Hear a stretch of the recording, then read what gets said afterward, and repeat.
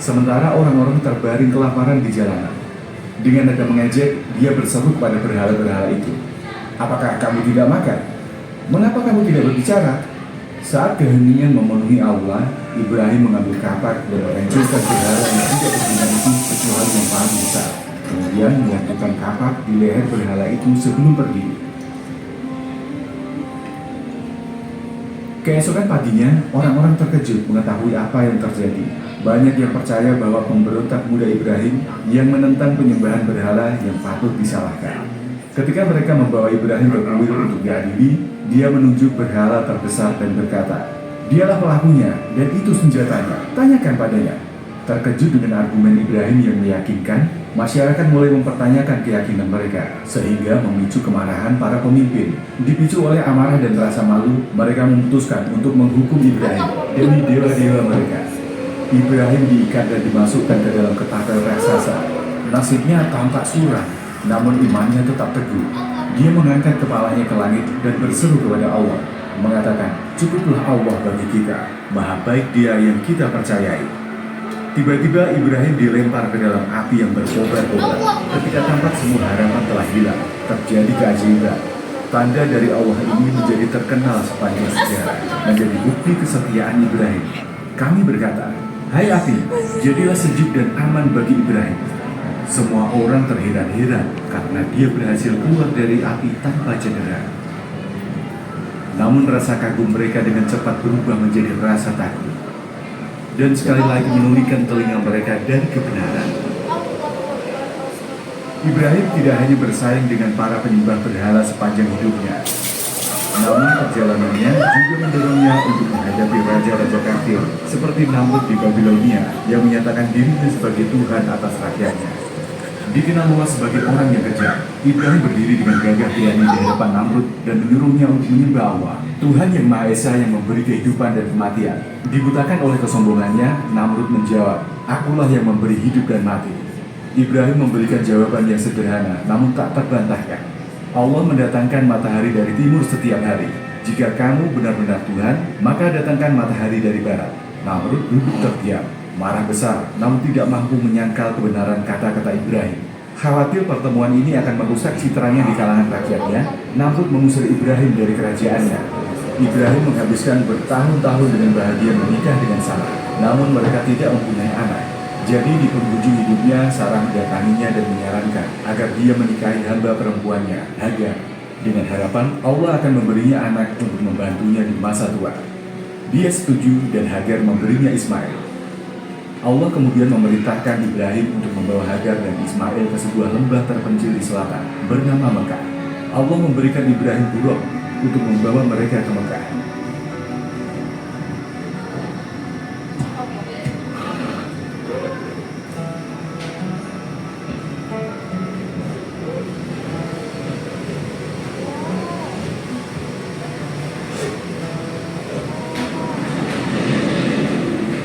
Ketika mereka tiba, kehancuran mengelilingi mereka. Tak terlihat sedikit pun air atau tumbuh-tumbuhan. Allah segera memerintahkan Ibrahim untuk meninggalkan keluarganya di sana sendirian. Dengan berlinang air mata, dia mengucapkan selamat tinggal kepada istrinya Hagar dan mencium anaknya Ismail. Tepat sebelum dia berangkat, Hagar memohon padanya dengan bertanya, "Apakah Allah memerintahkanmu melakukan ini?" Ibrahim mengangguk dan memberikan kepastian. Dia kemudian menjawab, "Karena Allah telah memerintahkanmu, Dia tidak akan meninggalkan kamu." Dilanda rasa lapar dan haus, bayi Ismail mulai menangis. Hagar kemudian menaiki bukit sofa untuk mencari air.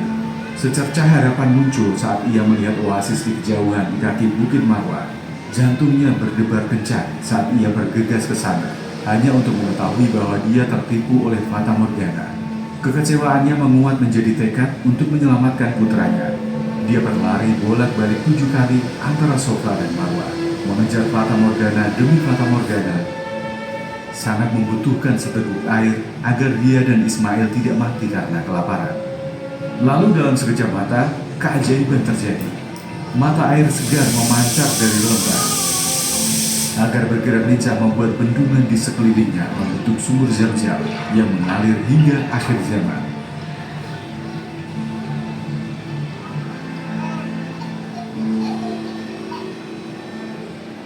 Setelah beberapa tahun berlalu, Allah memerintahkan Ibrahim untuk kembali ke Hagar dan Ismail yang membuatnya usia 13 tahun.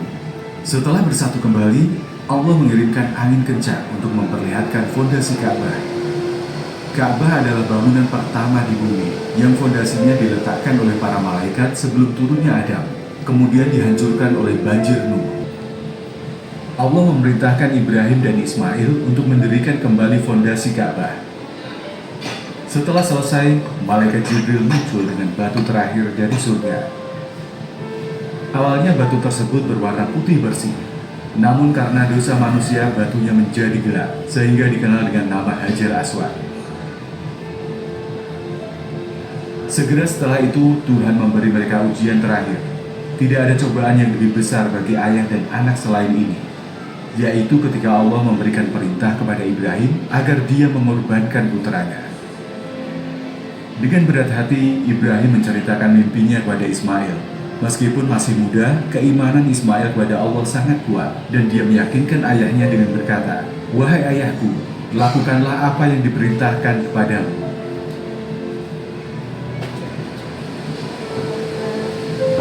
Setan berusaha menghalangi Ibrahim melaksanakan perintah Allah. Namun Ibrahim mengambil beberapa batu dari tanah dan melemparkannya ke arah setan itu. Dia kemudian mulai melakukan apa yang diperintahkan Allah. Pada saat-saat terakhir sebelum dikorbankan, Ibrahim melihat Ismail terbaring di atas batu dengan penyerahan diri sepenuhnya. Hatinya sakit karena sedih melihat putranya saat dia mengangkat pisau untuk membunuhnya. Ibrahim mengucapkan, "Allahu Akbar," dan menatap mata Ismail untuk disembelih menggantikan Ismail. Kehidupan anak laki-laki tersebut terselamatkan, dan oleh karena itu, hari tersebut dikenal sebagai Idul Adha, hari kurban. Dengan demikian, ritual haji mulai menjadi jelas. Jibril turun sekali lagi untuk mengajari Ibrahim ritual yang paling penting. Saat mereka mencapai Bukit Arafah, Jibril bertanya kepadanya apakah dia tahu bagaimana melakukan haji sekarang, dan dia menjawab, "Saya tahu." Sejak saat itu, bukit tersebut dikenal dengan nama Arafah, yang berarti aku tahu dalam bahasa Arab. Saat ini, Bukit Arafah adalah tempat jutaan umat Islam berkumpul setiap tahun untuk melakukan rukun haji. Dengan menggunakan bukit, mereka terlihat seperti orang biasa, jadi dia menyambut mereka. Mereka duduk, namun makanan mereka sama sekali tidak tersentuh, menimbulkan kekhawatiran Ibrahim. Namun mereka segera meyakinkannya dan menampakkan diri sebagai malaikat Allah. Mereka menyampaikan cara bertanya-tanya, apakah dia bisa melahirkan anak karena dia mandul dan sudah lanjut usia. Namun, beberapa tahun berlalu, dan saat berusia 175 tahun, kematian Ibrahim akhirnya tiba. Tempat peristirahatan terakhirnya adalah bersama istrinya, Sarah, di Gua Makpela di kota Hebron, yang diberi nama untuk Ibrahim, sahabat Allah, Maha Suci Dia. Di sini 4.000 tahun yang lalu, kisah Ibrahim dimulai. Sambil berdiri di rumah tandus untuk menyebarkan risalah suci dan menyeru umat untuk menunaikan ibadah haji. Allah memperkuat panggilannya, memastikannya mencapai sudut terjauh di bumi. Sekarang jutaan umat muslim menunaikan ibadah haji di tempat ini setiap tahunnya. Di antara keturunan Ibrahim, terdapat nabi-nabi terhebat yang pernah hidup di bumi. Musa, Isa, dan Muhammad SAW.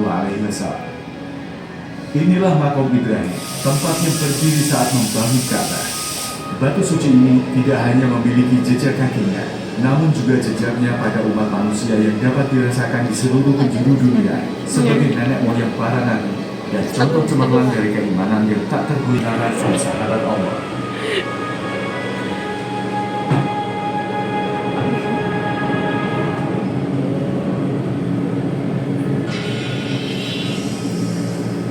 Selamat datang.